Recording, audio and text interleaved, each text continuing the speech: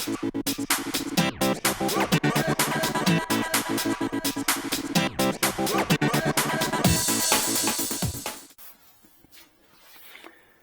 and welcome to another car fix video from Car Fix, where I do what I love and I love what I do. In today's video I'm going to be replacing the outer tie rods, inner tie rods, and idler arm on this 2005 Chevy Suburban. Before we start, I have to remove the front wheels on both sides, and also I have to remove the skid plates.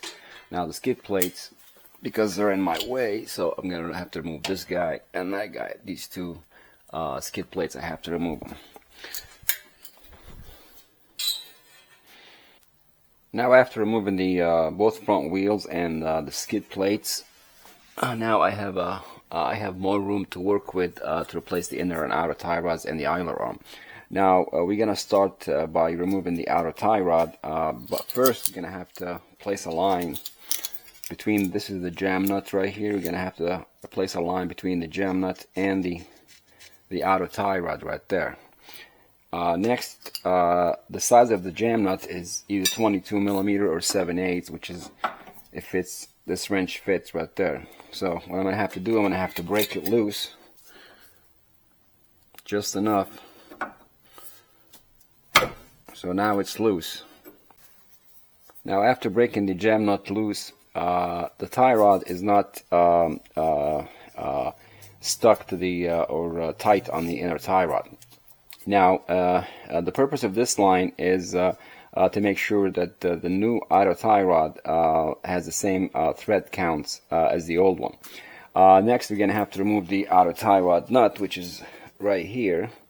But before we do that, I'd like to clean the threads, the outer threads right here, the ones showing right there, just to make it easier for the nut to come out. Now, using a wire brush like this is a good idea. Now, if you have a power tool with a wire brush, a circular wire brush on it, that will be great. But always remember, when you're using this stuff, you have to wear safety glasses, because this stuff will make this wire brush will make stuff fly, and it might hit your eyes. So we're just gonna clean it, just a little bit, not too much. And then the size of the nut is 18mm, so I'm going to have to use an 18mm on it. Now, I do not have a deep well 18mm, I only have shallow, so this one's going to be, there we go. And it's always counterclockwise, and there we go, now it's loose. Now, after we got the outer tie rod nut loose and it's almost out, we need to separate the outer tie rod from the steering knuckle. Now, the way I separate this outer tie rod is by using this is a Pitman Arm puller. It should work on this one. So basically, I'm gonna leave the nut there, the nut just loosely like that. So when this outer tie rod pops, it will stay in the knuckle, so it won't pop all the way up. So the way you do this is just by placing the jaws of the puller itself on the knuckle, and the stud or the bolt of the puller on the stud of the outer tie rod. And all you have to do is just tighten the puller, and the bolt should push on the stud of the outer tie rod and pops it out of the steering knuckle. Now, it's also a good idea when you're separating the outer tie rod from the steering knuckle to place a chain around the puller itself. So when the outer tie rod pops out of the knuckle, the puller does not fly or hit you in the leg or the knee or the head. That's always a good idea. So now I'm going to take the size of this is 17mm. I'm just going to go ahead and tighten it, and just be careful, because when it pops, it's going to pop. It's going to be like that. See? Now, see, the chain stopped the puller from flying off, and the nut stopped the outer tie rod from popping all the way up. Now all I have to do is just take the nut and Here we go. Now that's the outer tie rod right there. Now it's separated from the steering knuckle. Now after we separated the outer tie rod from the steering knuckle, let me show you the purpose of this line. Basically, now the outer tie rod is loose. Now I can spin it free without spinning the inner tie rod. Now the line on the jam nut is actually stationary, and the line on the outer tie rod moves with the tie rod. So basically, when I unscrew the outer tie rod, I'm going to have to just keep counting how many turns. So every time the line, both lines line up like this, it's one full turn. So I have 1, 2, 19, 20, 1, 2. So basically, roughly, approximately 22. So, and you always write the which side this tie rod is on. So this is the right side. So now I know the outer tie rod had 22 turns into it, and it's on the right side. So when I install the new one, I'll just basically do the same thing. Now this tool is not made for this car. It's a universal tool. They do make a special tool for this car, but this one, it should work. But the way this works, basically, this right here goes on the back like this, and this one goes over and it locks. But the rubber boot is in my way. Now, since I'm changing the inner tie rod, I'm just gonna have to remove the grease boot here, and to make room for my tool to fit on the inner tie rod. Now, in order to remove the inner tie rod grease boot, I have to remove the jam nut itself. So the jam nut is out. Set it over here, and we just slide the boot out, and that's it. Alright guys, now after I remove the inner tie rod boot and the jam nut, I'm going to try to remove it with this inner tie rod tool right here. But the problem is the sway bar right here will not allow me to install the tool on the tie rod, because the tool is a universal tool. It's not made for this tie rod. So what I had to do, I had to loosen up the sway bar on both sides and lift it up a little bit. That will give me enough room to install my tool. And the way this one works is basically just like a crow's foot, and it goes in like this, and it locks. Oh, nope.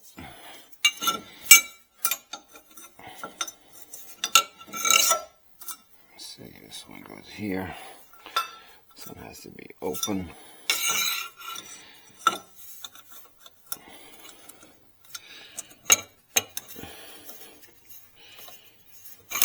And there we are. Now the tool is locked on the inner tie rod. Now all I have to do is just grab my breaker bar and break the inner tie rod loose.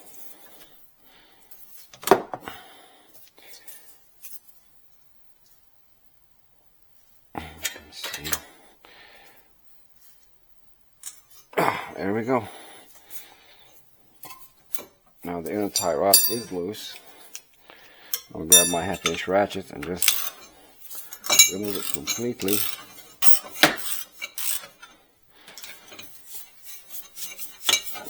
And there we are. Here's the tie rod, the inner tie rod right there. As you can see, it's got a lot of play in it. Alright guys, now I took the right inner tie rod out, and it's the same procedure for the left inner tie rod, which is right here. I already took the outer tie rod out and the inner tie rod out. Now this is the Pitman arm right here, and this is the idler arm, that's the one I'm replacing. Now the idler arm is connected to the relay link right here, or the center link, and it's mounted on the frame with 2 bolts, which is basically right here. There's 1, 2. These are 21mm head bolts right there, and but you know, to replace it first, I gotta pop it out of the relay link from here. Now the size of the nut on this idler arm is 21 millimeter too, so I'm just gonna use my 21 millimeter with a bendable half-inch ratchet and just break it loose. Alright, there we go.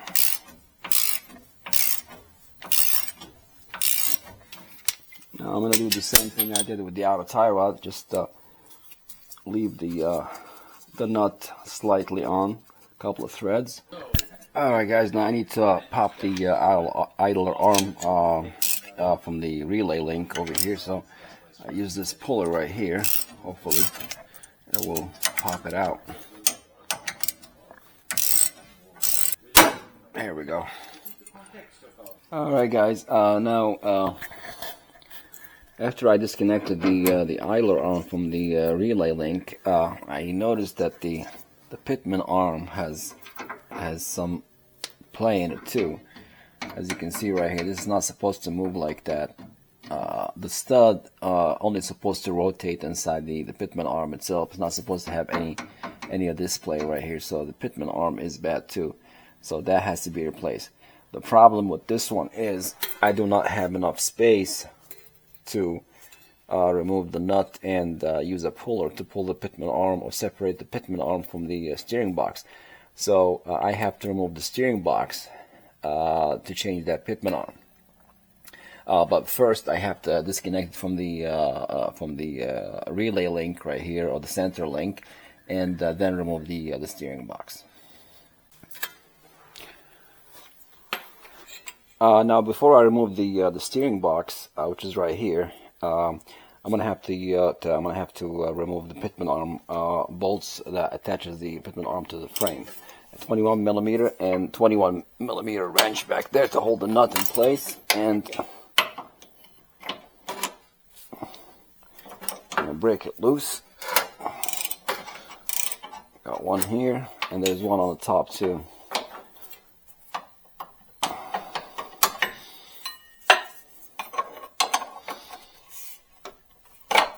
Okay.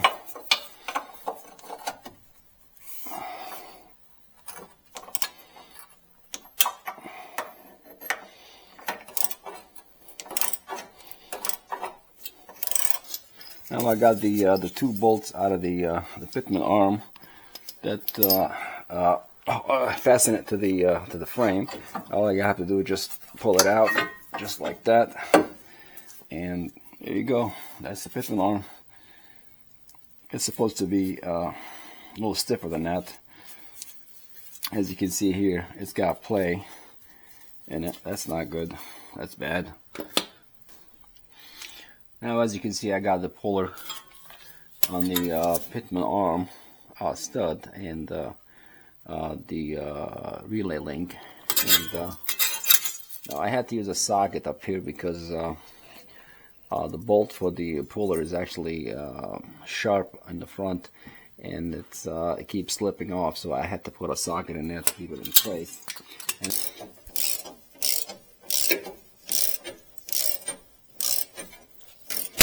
there we go.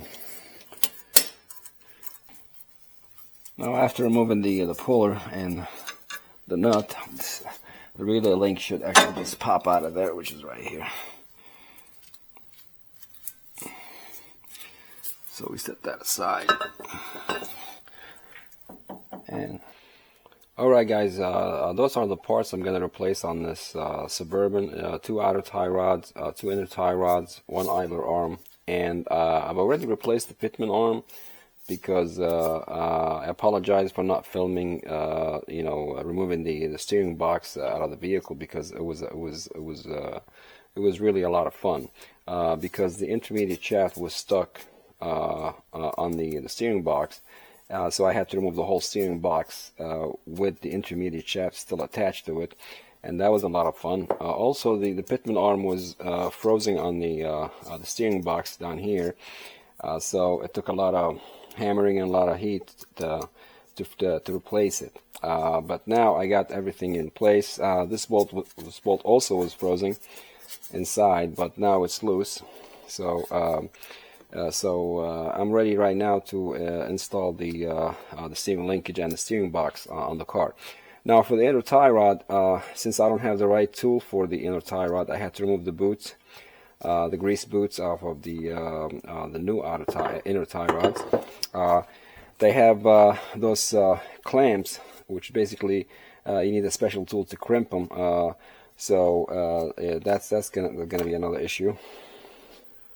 Now I have everything in order. I'm going to start with installing the steering box, then the idler arm, inner tie rods, then the outer tie rods. And also, if you're removing the steering box, make sure you mark everything. And also, you need to lock the steering wheel. Let me show you here. Now, the steering wheel has to be locked in a straight position, either with a seat belt or a rod or whatever. But it has to be in the straight position like this, because if this spins freely, you might damage the clock spring inside the for the airbag, and the airbag light will come on. Alright guys, now I have the steering box already installed, and I did not film this because if I did, the video will be like maybe 3 hours long. But anyways, I already got the 3 bolts tight, the lines, and the Pitman Arm is marked in position. The only thing left is the intermediate shaft to the steering column. Now I'm going to install the idler arm right here. The idler arm, basically, it goes in the same position. You know, those transmission lines are in my way, but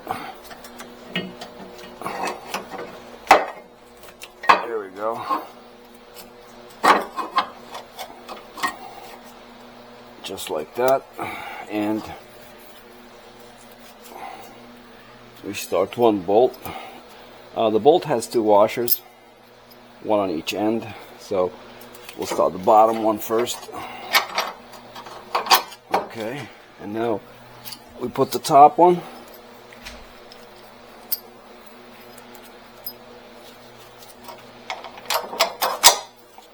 And 2 washers and 2 nuts on the other side.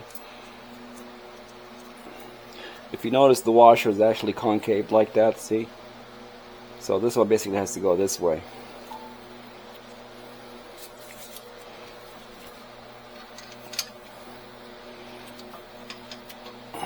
And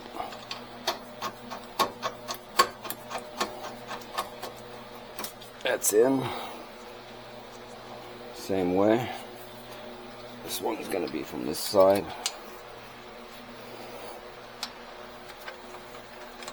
And that one is also in.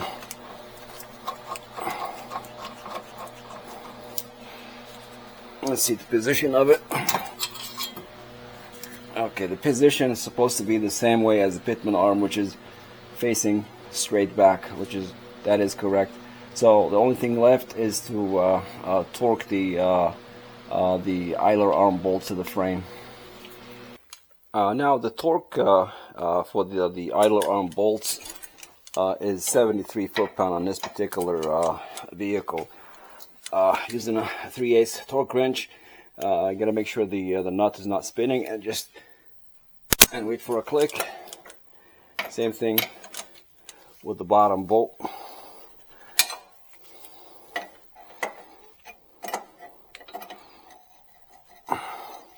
You see, I can't use the box wrench because the AC compressor belt tension is in the way, so I have to use the open end wrench to hold the nut in place. And oh crap.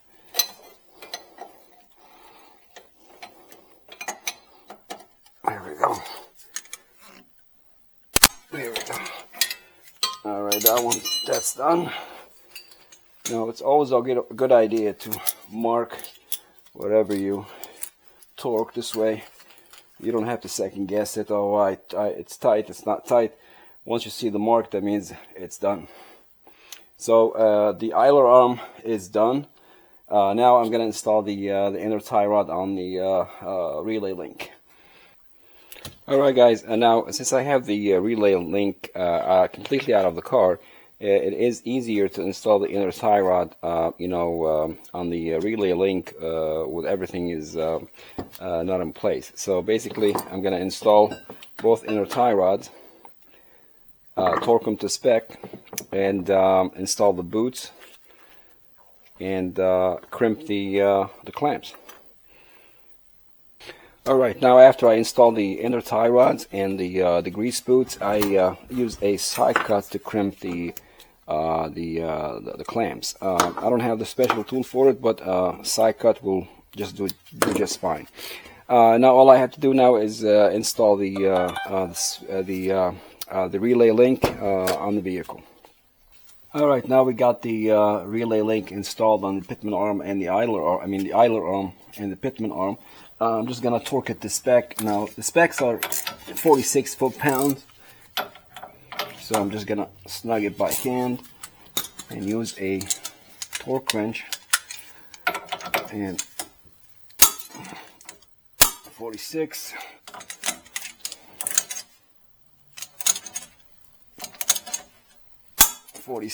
Now, this particular nut it's called castle nut. The idle arm stud has a hole in it. Now, if the hole doesn't line up with the grooves on the nut, I cannot loosen up the nut to line up the cotter pin.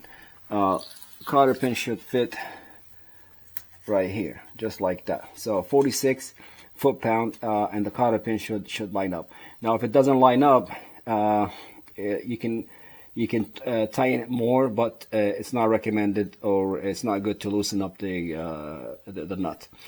But the cotter pin is lined up. All I have to do is just bend it down, and that's it. And also, not to forget my mark, so don't have to worry about that. Now, for the Pitman arm, I'm going to do the same thing. I see the hole is not lined up, so I'm going to have to tighten it a little bit more. So I'm just going to take my ratchet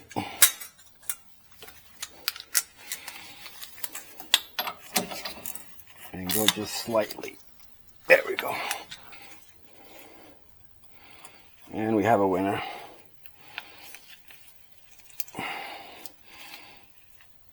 All right, now we put our mark. And this is done. All right, now after installing the relay link, I'm going to install the outer tie rods on both ends. And also, let me show you here. I don't know if you remember, the old one had a lot of play in it. This one does not move. This is just right. All right, guys. Now we need to install the outer tie rod. Now, but before we do that, let me show you the difference between the old inner tie rod and the new one. See, that's the old one right there, and it's just nothing. It's got a lot of play in it. Now, this one, I can barely move it. It's not like it's frozen or anything like that, but it's so tight, no play in it. It's a huge difference between the old one and the new one, and that's on both sides. Now for the outer tie rod, this is the outer tie rod right here. Now to install this, I'm going to thread the jam nut all the way in like that, and take my outer tie rod and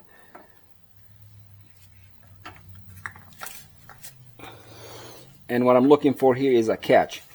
Now when it catches like that, this is where the threads start. So what I'm going to do, I'm going to put a mark or a line across it like this. All right, and now we go back to the old tie rod, which is 22 turns. So basically we're going to count 22 turns, and it should go back, I would say probably about 90% in the position of the old outer tie rod. So we go, that's 1, 2, 3, 21, and 2. Now we stop at 22 and we bring the jam nut to the outer tie rod. So that should be okay right there. Now the tie rod fits on the steering knuckle from the top. So it has to go, but it's not lined up. So what we're gonna do, instead of twisting the outer tie rod, we're gonna twist the inner tie rod. So basically, I'm gonna need a wrench, because that's your toe adjustments right there. So we're gonna go like this, and we turn it, and it's supposed to turn. Now it's lined up. We take the protective boot, plastic, and we install it into the steering knuckle.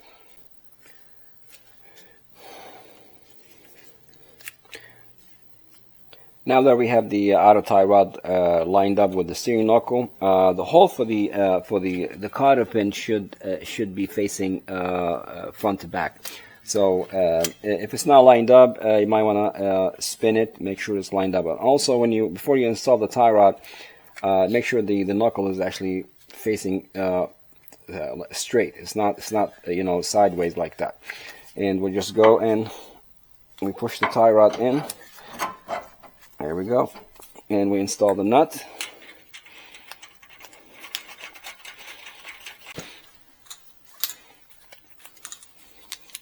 Now I believe the torque on the outer tie rod nut is 37 foot-pounds. So I'm just going to take my torque wrench. 37. There we go.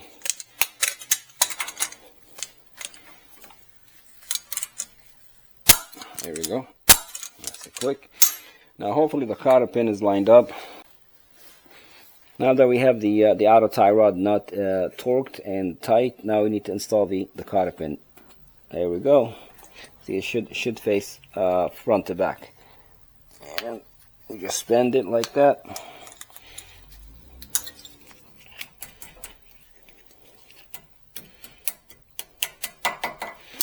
And we mark it.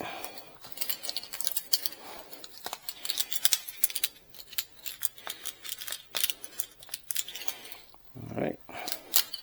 Now this outer tie rod and the inner tie rod on this side and idler arm are done. Now the jam nut right here, it should stay loose to adjust the wheel toe on it. But since I'm going to take this to the alignment shop, I'm just going to torque it and get it over with. Now the torque for this one, a minimum of 50 foot-pound. So I always go 60 on them. So just in case, just to be safe, 60 foot-pound is more than enough. Now to torque the jam nut, the outer tie rod has to be held like that. This is a 78 or 22 millimeter. And it should have a groove on the outer tie rod right here for the wrench to fit. And also I'm using my crow's foot 22 millimeter wrench to torque the jam nut. The torque wrench is set to 60 foot-pound. And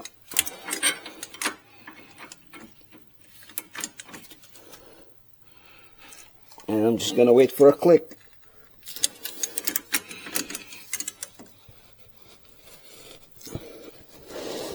There we go.